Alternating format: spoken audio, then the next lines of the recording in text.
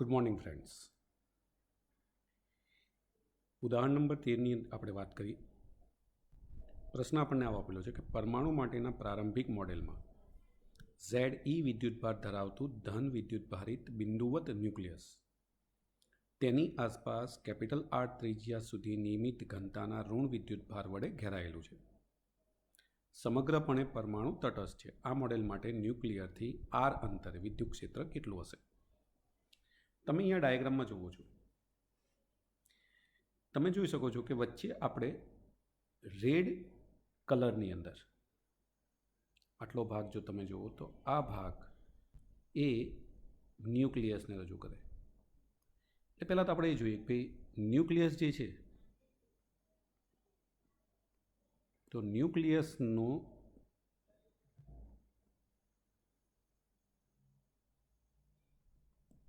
માં વીજભાર ક્લિયર છે કે ધન વીજભાર હોય એટલે પ્લસ ZE. ન્યુક્લિયસની આજુબાજુ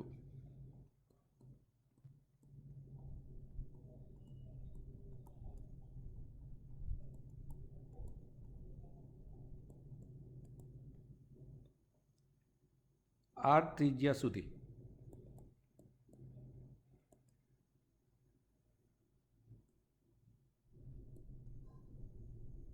નિયમિત રીતે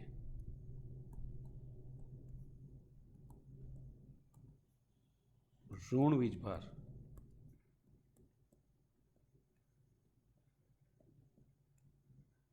પથરાયેલો છે. અને એટલે તમે ડાયાગ્રામમાં જુઓ છો કે R ત્રિજ્યાનો એક વર્તુળાકાર ગોળો લીધેલો છે અને તેમાં બધે ઋણ વીજભારને રિપ્રેઝેન્ટ કરેલો છે.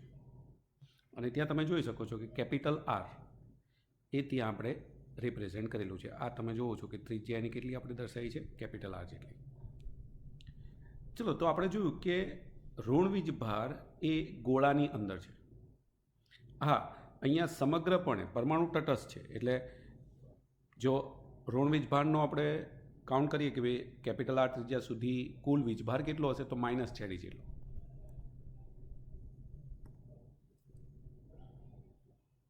હવે આપણે જોઈએ કે ઋણ વીજભાર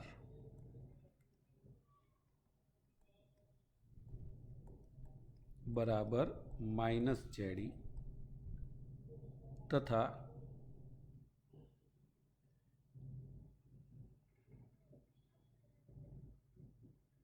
ઋણ વીજભાર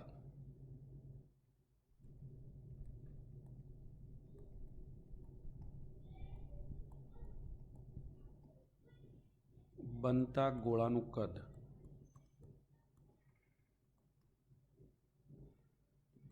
બરાબર 4/7 પાઈ R ઘન. અને માટે ઋણ વીજભારની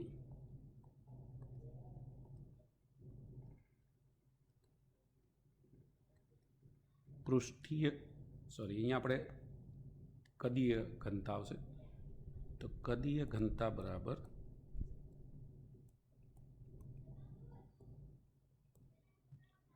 કુલ વીજભાર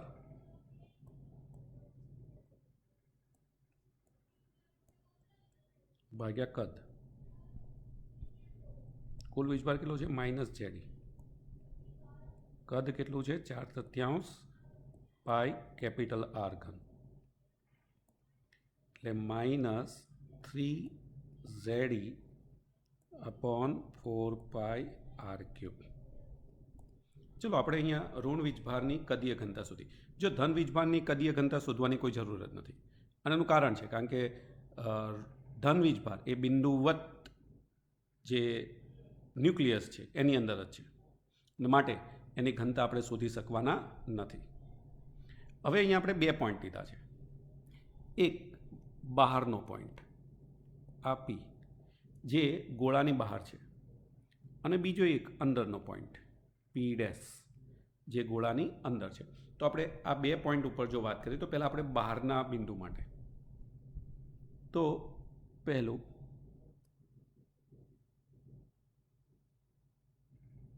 બહારના બિંદુ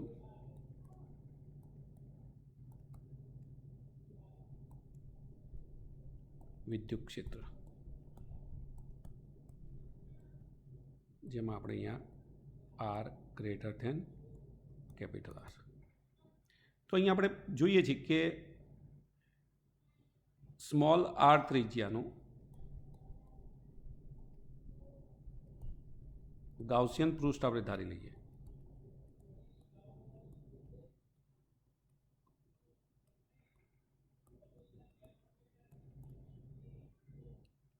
આ પૃષ્ઠની અંદર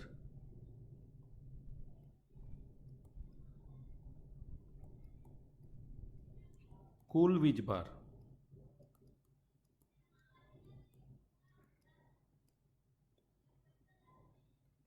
પ્લસ જેડી માઇનસ જેડી બરાબર 0 છે.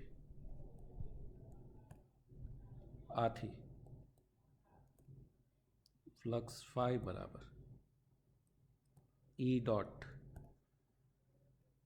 ડેલ્ટા એસ બરાબર ક્યુ અપોન એપ્સિલોન નોટ માટે ઈ ડેલ્ટા એસ.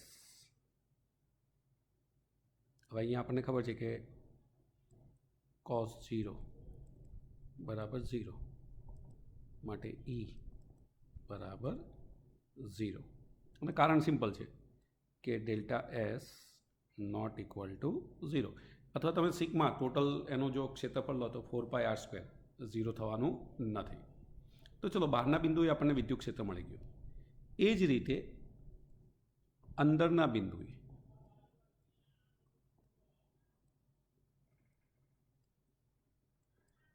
વિદ્યુત ક્ષેત્ર ત્યાં આપણે લઈએ R dash less than R. તો પહેલાં તો ક્લિયર છે કે અંદર કેટલો વિદ્યુત હોય, કારણ કે આપણે ગૌસનો નિયમ યુઝ કરવાનો છે. એટલે પહેલાં તો આપણે આર ડેશ ત્રિજ્યાનું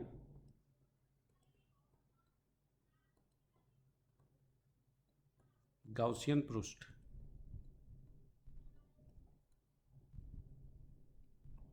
ધારેલ છે. આ પૃષ્ઠની અંદર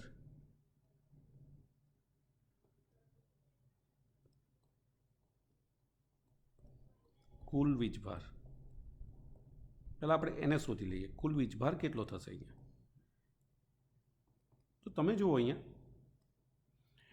ડાયાગ્રામની અંદર જો જોવા જઈએ તો આર ડેશ ત્રિજ્યા એટલે આપણે આટલા ભાગને ધ્યાનમાં લેવાનો છે, આટલો ભાગ. તો ક્લિયર છે કે આટલો એમાં ધન વીજભાર છે. કેટલો છે? પ્લસ જેડી જેટલો. અને આર ડેશ ત્રિજ્યાની અંદર જેટલો ઋણ વીજભાર છે એ ધ્યાનમાં લેવાનો. એટલે આપણને ખબર છે કે જો મારે એને ધ્યાનમાં લેવું હોય તો પહેલાં તો આપણે ક્લિયર છે કે એક તો પ્લસ જેડી એટલે ન્યુક્લિયસનો વીજભાર પ્લસ આર ડેશ ત્રિજ્યાના ગોળામાં રહેલ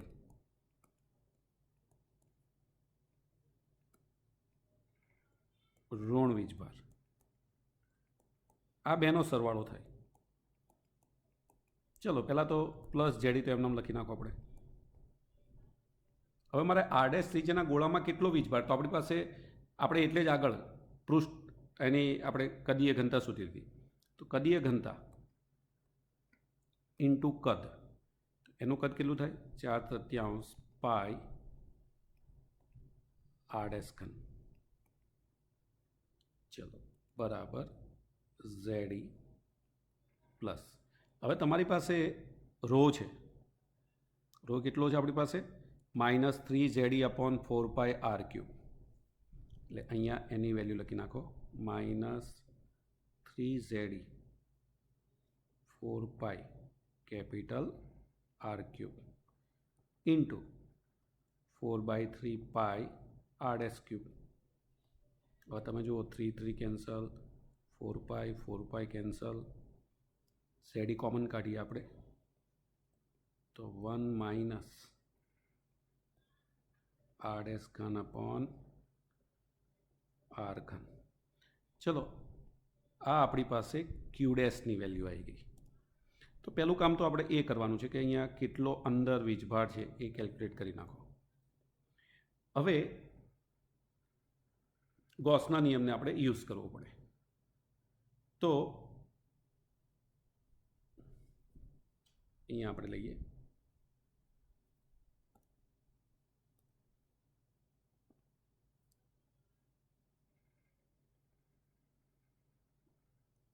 ગોસના નિયમ મુજબ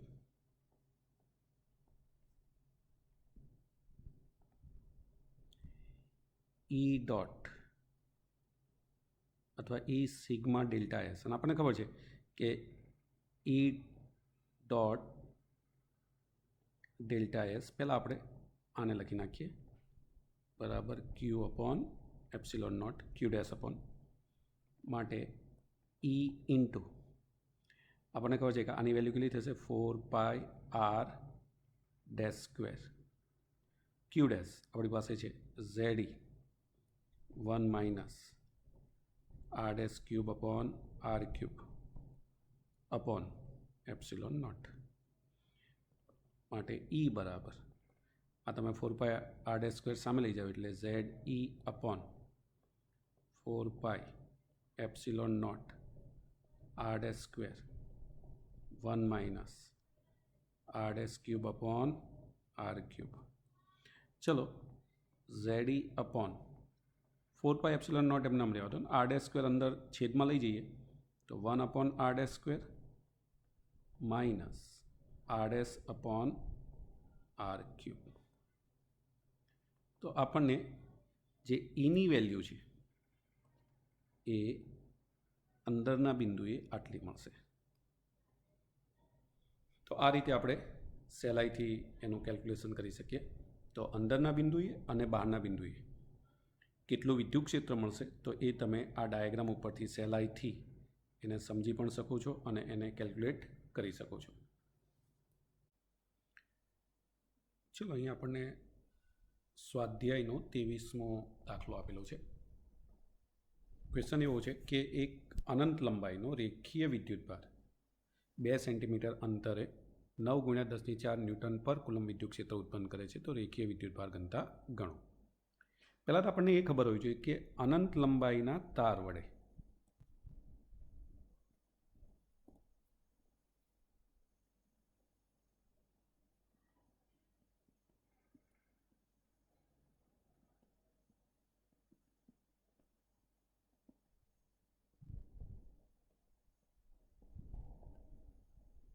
ઉદ્ભવતું વિદ્યુત ક્ષેત્ર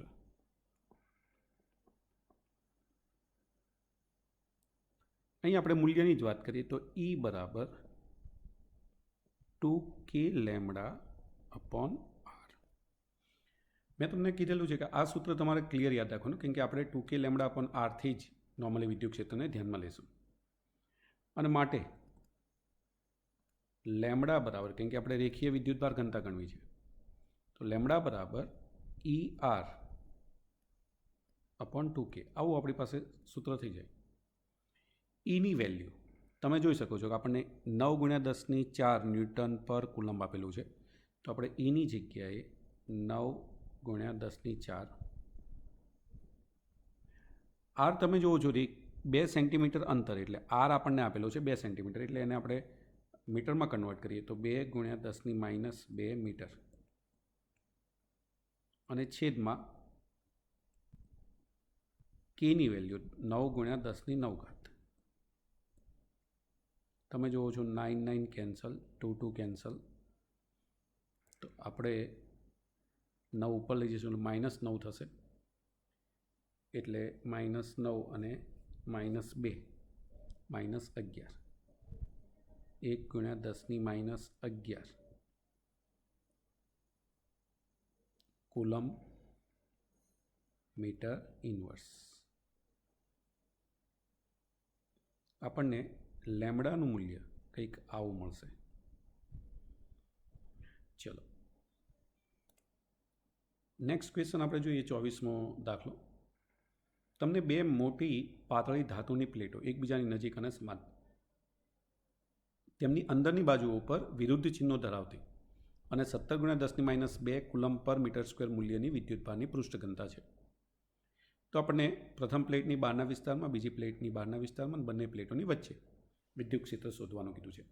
ક્લિયર છે કે આખો પ્રશ્ન તમે આ ડાયાગ્રામથી ક્લિયર સમજી શકશો. ચલો અહીંયા પહેલાં આપણે જોઈએ કે ધારો કે આ પ્લેટ ઉપર પ્લસ વિદ્યુતભાર છે, તો આના ઉપર આપણે પ્લસ લખી નાખીએ.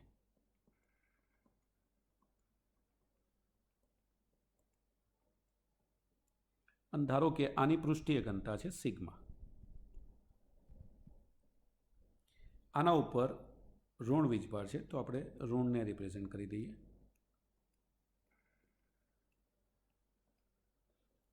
આની જે પૃષ્ઠીય ઘનતા છે માઇનસ સિગ્મા. ઋણ છે એટલે ક્લિયર છે કે માઇનસ, એટલે કે બંનેની પૃષ્ઠીય ઘનતા સરખી છે. હા, અહીંયા આપણને સિગ્મા આપેલો છે. સિગ્માની વેલ્યુ કદાચ તમારે છેલ્લે આપણે યુઝ કરશું, 17×10⁻² કુલમ પર મીટર સ્ક્વેર. હવે આપણે અહીંયા આને હું પ્લેટ 1 કહી દઉં. તો પહેલાં આપણે એક પ્લેટની વાત કરીએ. તો આપણને ખબર છે કે ધન વીજભારને કારણે જો સમતલ્ય પ્લેટ હોય તો એના કારણે ઉદ્ભવતું વિદ્યુત ક્ષેત્ર σ/2ε0 જેટલું હોય અને બહાર તરફ હોય. તો ક્લિયર છે કે જો હું આના કારણે વિદ્યુત ક્ષેત્રની વાત કરું છું તો એ આપણને આ બાજુ જોવા જઈએ તો આ સાઈડ બહાર મળશે અને આ બાજુ જોવા જઈએ તો આ સાઈડ બહાર મળશે. એટલે જો એને હું નિશાનીથી રિપ્રેઝેન્ટ કરું તો આ રીતે અહીંયા બહાર હશે, અહીંયા બહાર હશે, આ રીતે અહીંયા બહાર આ રીતે હશે. ચલો, અનક્લિયર છે કે આનું મૂલ્ય કેટલું, તો આપણે અહીંયા લખી નાખીએ σ/2ε0.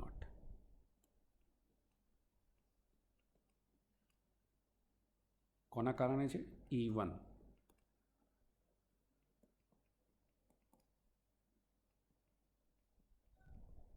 અહીંયા પણ એ લખી નાખો.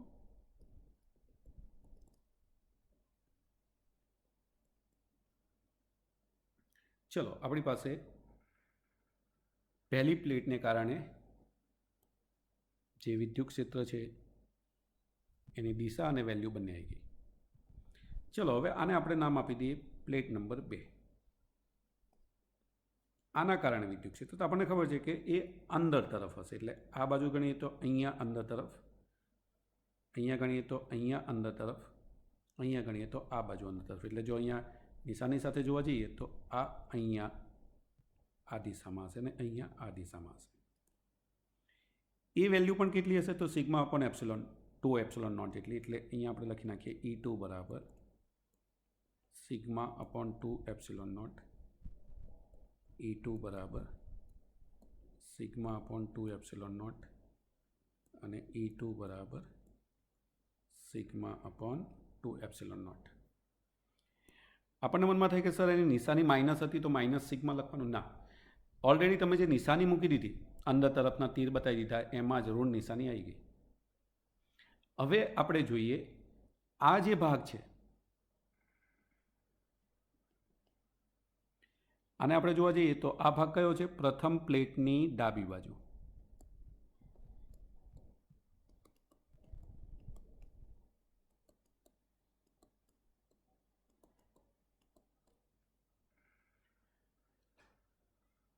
અથવા પ્રથમ પ્લેટની બહારનો વિસ્તાર.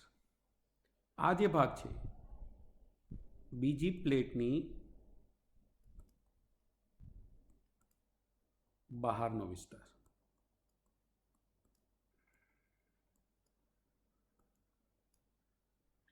અને આ જે છે એ બંને પ્લેટ વચ્ચેનો વિસ્તાર.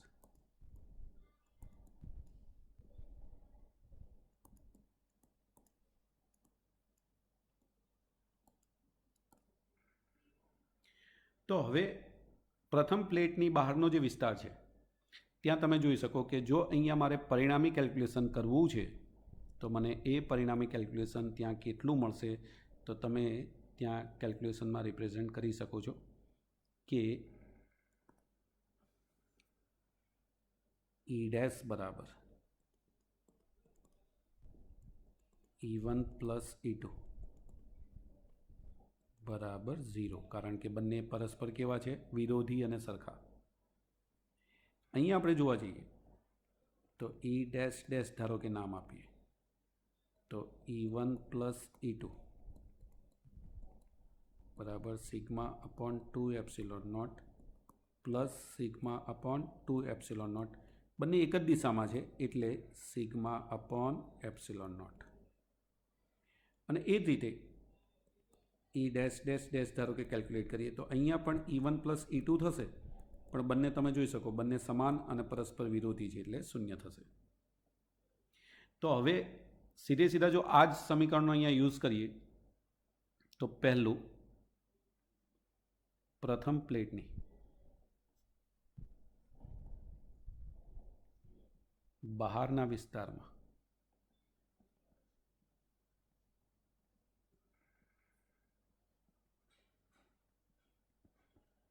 વિદ્યુત ક્ષેત્ર E ડેશ બરાબર 0. એ જ રીતે બીજી પ્લેટના બહારના વિસ્તારમાં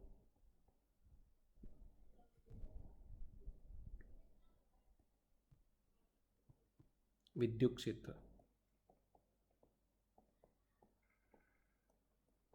E ડેશ ડેશ બરાબર 0. અને એ જ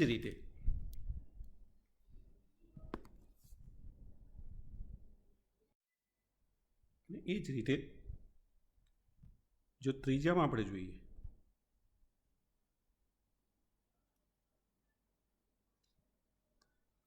બંને પ્લેટોની વચ્ચેના વિસ્તારમાં, તો આપણે જોઈએ કે બંને પ્લેટોની વચ્ચેના વિસ્તારમાં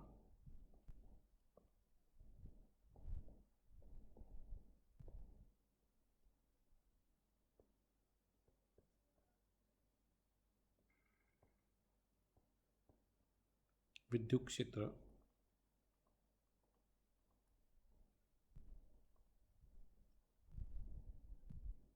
E ઓકે આ triple dash E dash dash બરાબર સિગ્મા અપોન એપ્સિલોન નોટ. ચલો સિગ્માની વેલ્યુ ત્યાં મૂકી દો.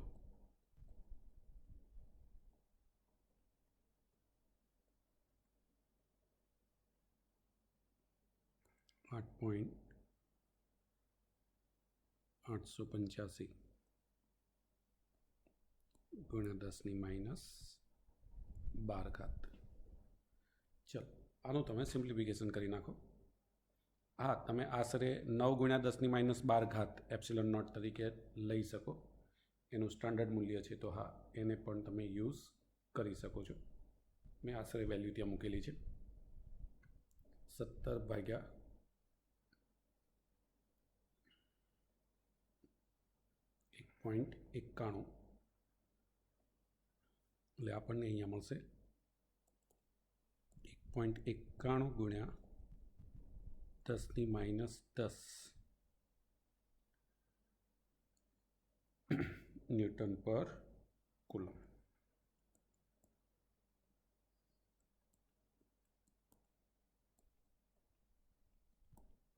તો આ રીતે તમે ક્લિયર છે કે ખાલી જો ડાયાગ્રામને સમજી લો છો તો આ કેલ્ક્યુલેશન સૌથી સહેલું છે.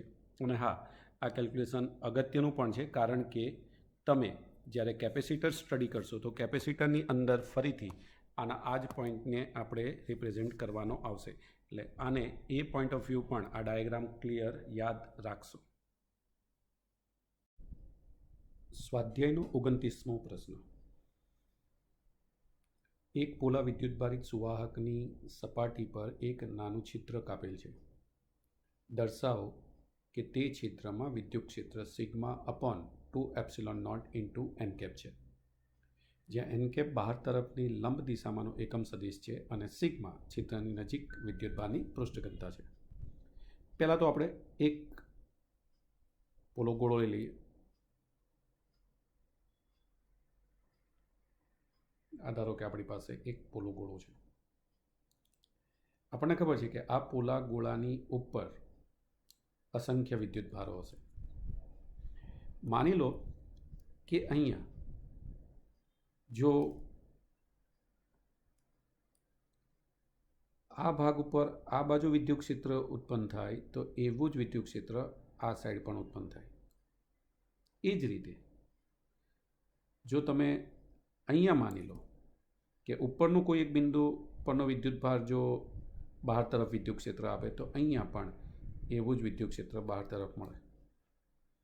તમે આ રીતે પણ વિચારી શકો, મતલબ કે જેટલા બિંદુઓ છે એ બિંદુઓથી તમે બધાના વિદ્યુત ભારને કારણે ઉદ્ભવતા વિદ્યુત ક્ષેત્રને વિચારી શકો અને બધાના આપણને ખબર છે કે એ સામસામે અને પરસ્પર વિરોધી મળે. ડાયાગ્રામને કંઈક આપણે આ રીતે રજૂ કરી શકીએ. અને એટલે આની અંદર જો પરિણામી આપણે જોઈએ તો પરિણામી વિદ્યુત ક્ષેત્ર હંમેશા 0 હોય. અને આપણે આગળ સ્ટડી કરી ગયા કે પોલા ગોળાની અંદર જે વિદ્યુત ક્ષેત્ર હોય હંમેશા 0 હોય. હવે માની લો કે આ જ પોલો ગોળો છે.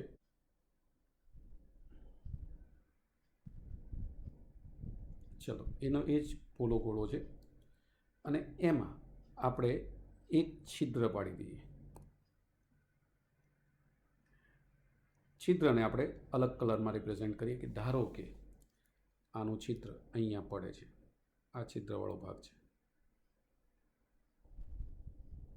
નાનું એટલું છિદ્ર જ આપણે ધ્યાનમાં લેવાનું છે. ચલો, અહીંયા છિદ્ર છે આટલા ભાગમાં.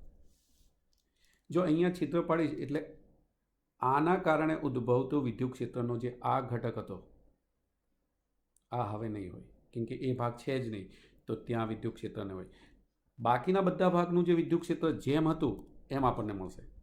ફોર એક્ઝામ્પલ, જો અહીંયા આપણે લઈએ તો હા, અહીંનું આપણને વિદ્યુત ક્ષેત્ર જે દિશામાં મળતું હતું એ જ દિશામાં આપણને મળશે. અહીંયા ધારો કે લઈએ તો અહીંનું જે વિદ્યુત ક્ષેત્ર જે દિશામાં હતું એ જ દિશામાં સામસામે એવા ઘટકો આપણને મળશે જ. અહીંયા પણ સેમ રીતે તમે એને ડ્રો કરી શકો, સામસામે આપણને ઘટકો મળશે જ. પણ અહીંના જે હશે એમાં ફક્ત આપણને આ જ ઘટક મળશે, આ ઘટક નહીં હોય. એટલે આ બંને એકબીજાની અસરને નાબૂદ કરશે, આ બંને એકબીજાની અસરને નાબૂદ કરશે, આ બંને એકબીજાની અસર નાબૂદ કરશે, પણ આ ઘટક એ પોતાનું વિદ્યુત ક્ષેત્ર નાબૂદ નહીં કરી શકે. ક્લિયર છે કે એ સમતલને લંબ બહાર તરફ હશે. અને જેમ આપણે જોયું હતું કે ભાઈ સમતલીય સપાટી જો હોય તો એમાં વિદ્યુત ક્ષેત્ર કેટલું હોય, સિગ્મા અપોન 2 એપ્સિલોન નોટ જેટલું. એટલે આ દિશામાં વિદ્યુત ક્ષેત્ર આપણને મળશે અને એનું મૂલ્ય કેટલું હશે તો સિગ્મા અપોન 2 એપ્સિલોન નોટ જેટલું. ક્લિયર છે કે જો આ દિશામાંનો એકમ સદિશ આપણે એન કેપ લઈએ તો સદિશની ભાષામાં લખાય sigma upon 2 epsilon not into N cap. તો આ રીતે તમે આ કેલ્ક્યુલેશનને સમજી શકો છો. ડાયાગ્રામ ઉપરથી જ બને ત્યાં સુધી એને યાદ રાખવા તમે પ્રયત્ન કરશો. સ્વાધ્યાયનો 30મો દાખલો. ગૌસના નિયમનો ઉપયોગ કર્યા સિવાય વિદ્યુતભારની સમાન રેખીય ઘનતા લેમ્બડા ધરાવતા લાંબા પાતળા તારને લીધે ઉદ્ભવતું વિદ્યુત ક્ષેત્રનું સૂત્ર મેળવો. ચલો, પહેલાં તો આપણે મોટાભાગે આ જે કેલ્ક્યુલેશન છે એને તમે આકૃતિ ઉપરથી સહેલાઈથી પહેલાં તો સમજી શકો છો. અહીંયા આપણે એક તાર લઈ લઈએ.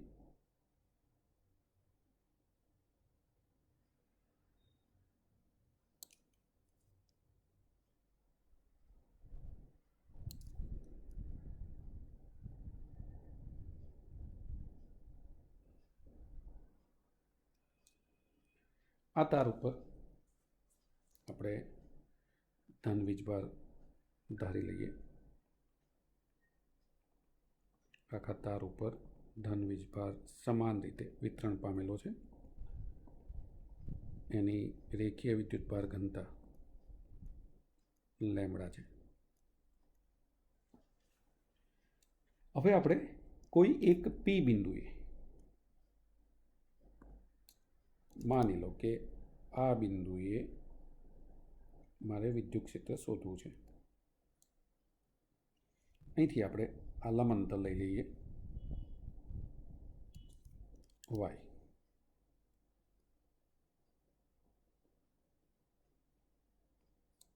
ચલો, આપણી પાસે પી બિંદુનું લંબાંતર છે વાય. હવે આખો તાર છે એટલે ક્લિયર છે કે આપણે તારને નાના નાના ખંડોમાં વિભાજિત કરી શકીએ. એટલે આ તારની ઉપર એક નાનો ખંડ આપણે વિચારીએ. ધારો કે અહીંયા આપણે એક નાનો ખંડ લઈએ.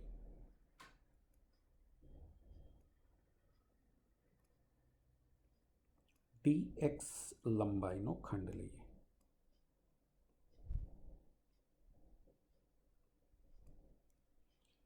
ક્લિયર છે કે અહીંથી અહીંનું અંતર કેટલું હશે? એનું x જેટલું. મતલબ કે ઉગમ બિંદુ આપણે ઓથી x જેટલા અંતરે dx જેટલો એક ખંડ લીધો આપણે. ક્લિયર છે કે આ ખંડને કારણે અહીંયા ઉદ્ભવતું વિદ્યુત ક્ષેત્ર, તો ધન વીજભાર છે એના કારણે એ ક્યાં હશે? તો ત્રિજ્યાવર્તી બહાર તરફ. એટલે આપણે એને જો અહીંયા રિપ્રેઝેન્ટ કરી દઈએ તો એના કારણે ઉદ્ભવતું વિદ્યુત ક્ષેત્ર આપણને આ દિશામાં મળશે, બહાર તરફ. માની લો કે આ અંતર કેટલું છે? r.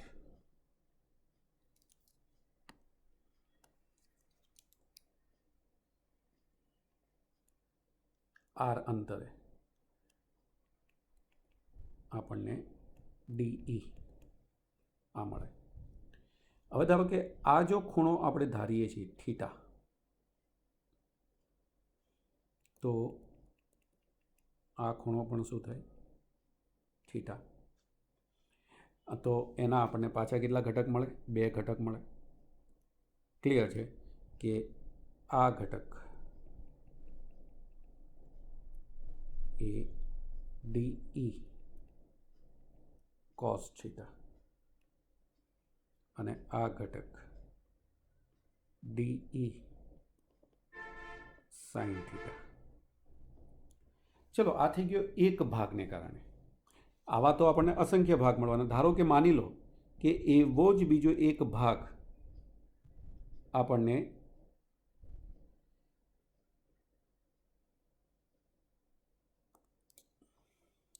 આ બાજુ એટલા જ અંતરે મળે. એટલે આ બાજુ પણ આપણે x અંતરે dx ખંડ ધારીએ. ધારો કે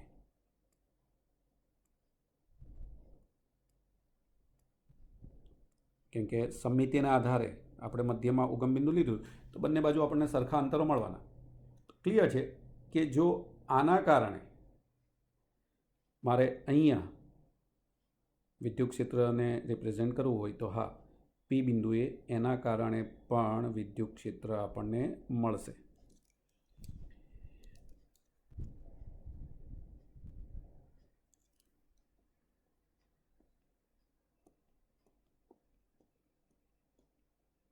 એ પણ ક્યાં હશે? ત્રિજ્યાવર્તી બહાર તરફ.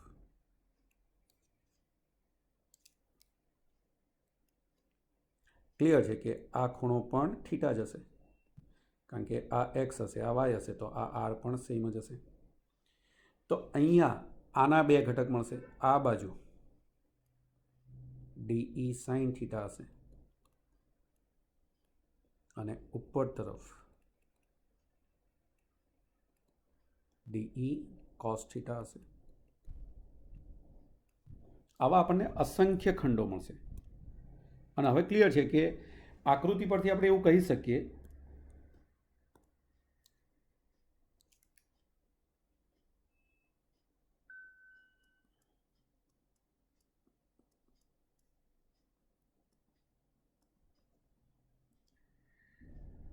વિદ્યુત ક્ષેત્રના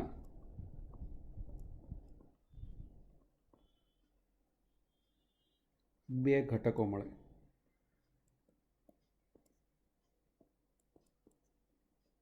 એક ટીઈ કોસ થીટા અને બે ટીઈ સાઇન થીટા, જેમાં ડીઈ સાઇન થીટા ઘટકો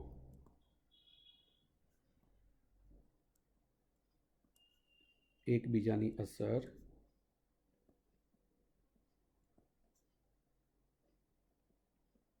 નાબૂદ કરે.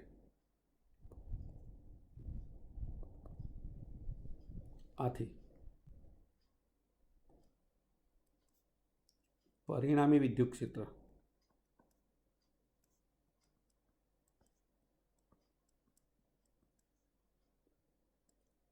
ટી બરાબર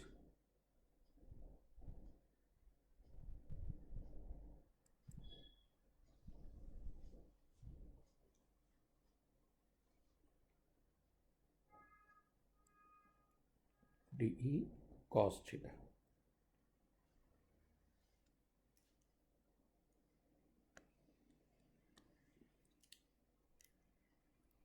હવે ડીઈ બરાબર, તો આપણને ખબર છે કે જ્યાં ખંડ છે, એક ખંડ અહીંયા છે, ખંડથી આર જેટલા અંતરે પી બિંદુ છે, એટલે ડીઈ બરાબર કે D Q upon R square तथा डी क्यू बराबर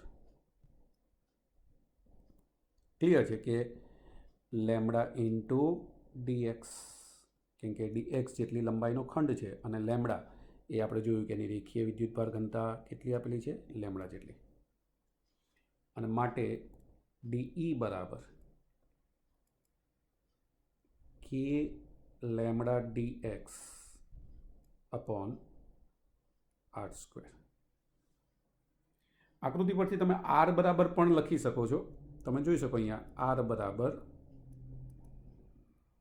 X square plus Y square raise to 1/2. चलो आना परथी आपने परिणामी विद्युत क्षेत्रनो जे घटक मळी गयो. આપણે તો કુલ વિદ્યુત ક્ષેત્ર શોધવું છે, તો આપણને ખબર છે કે આવા તો અસંખ્ય ઘટકો હશે, તો હું બધા જ ઘટકોને ધ્યાનમાં રાખીને કેલ્ક્યુલેશન કરી શકું. અહીંયા હજી હું ધારો કે આર સ્ક્વેરની જગ્યાએ વેલ્યુ લખું તો આને આ જ સૂત્ર બને k lambda d x upon x square plus y square. ચલો આપણી પાસે ડીઈની વેલ્યુ આવી ગઈ. એટલે આથી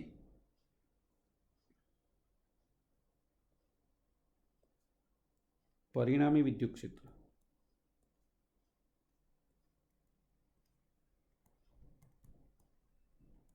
बराबर k lambda d x upon x square plus वाय स्क्वेर इंटू कॉस थीटा. चलो अपनी पास एक तो आओ एक संबंध मळी गयो અને આપણે रिजल्ट नंबर 1 कही दीए. चलो बीजू एक हजी આપણે आकृति परथी જોઈ શકીએ છીએ કે आकृति परथी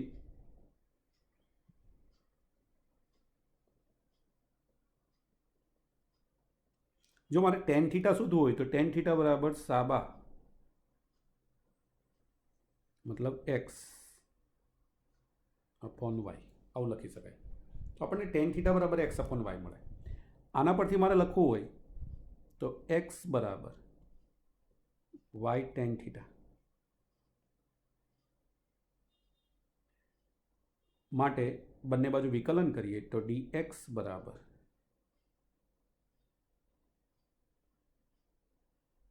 y तो अचल है, बदलातो नहीं, तमे जोई सको छो, એટલે y sec स्क्वेर थीटा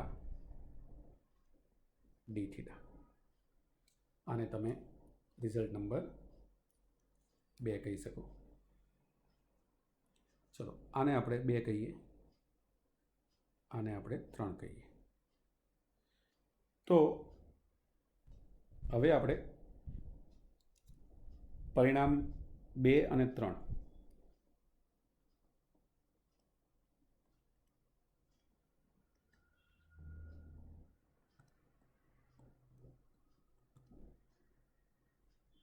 સમીકરણ 1માં મૂકતા. ચલો આની અંદર આપણે જો હવે વેલ્યુ મૂકીએ તો આપણને આવું મળશે. પરિણામી વિદ્યુત ક્ષેત્ર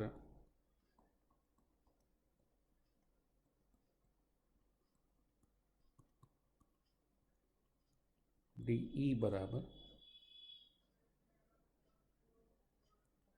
K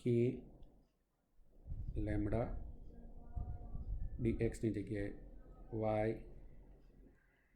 sec square theta d theta upon x ની જગ્યાએ y મૂકીએ y tan square theta, x ની જગ્યાએ y tan theta મૂકીએ એટલે x સ્ક્વેર બરાબર y square tan square theta plus y square k lambda y sec square theta d theta upon y square common काढ़िए 1 plus tan square theta. હવે આપણે જાણીએ છીએ કે 1 પ્લસ tan સ્ક્વેર થીટા બરાબર sec સ્ક્વેર થીટા. આપણને એનો એ જ સંબંધ આ રીતે મળશે, બરાબર. हाँ cos थीटा जी जे है गुणक में एने पाछा आपणे भूली गया मूकवानुं, एने जोड़े लगाई दो.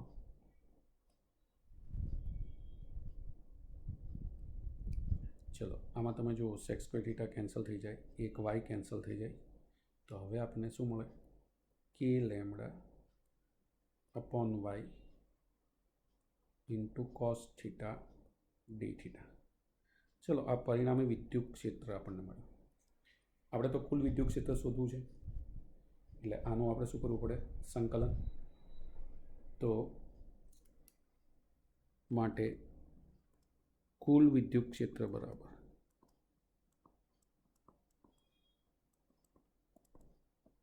સંકલન DE. ક્યાંથી ક્યાં? તો આપણને ખબર છે કે -π/2 થી π/2 એટલે वैल्यू मूकी दी अंदर.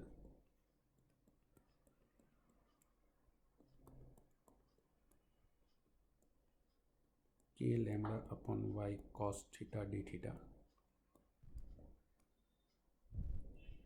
चलो आमा थी k lambda upon y constant बार काढ़ी लो.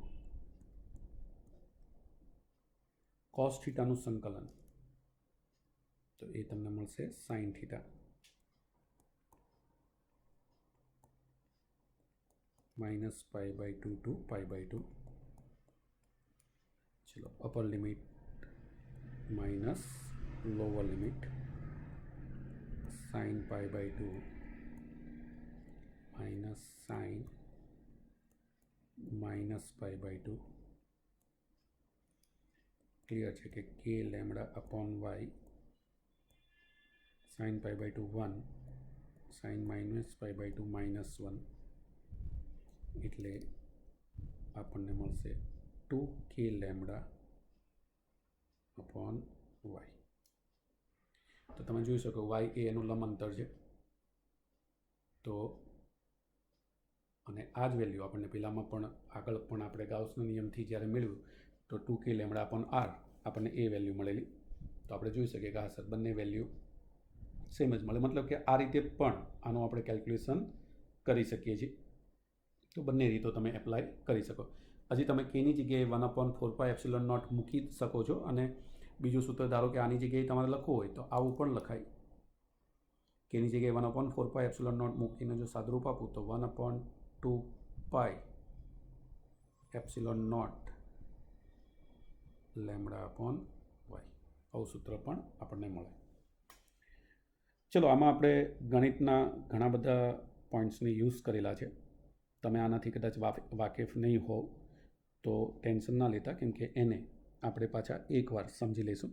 કેમ કે સંકલનના ઉપયોગ સિવાય આની ગણતરી સીધી કરી શકાતી નથી. અને સૂચન પણ તમે જુઓ તો સંકલનની ગણતરી એમાં તમારે યુઝ કરવાની છે અને આપણે અહીંયા એની ગણતરી યુઝ કરેલી છે. ચલો ઓકે, તો સ્વાધ્યાયના બધા જ દાખલા એકવાર બધા ચેક કરીને ફરીથી કેલ્ક્યુલેટ કરી લેશો તમે. Thank you.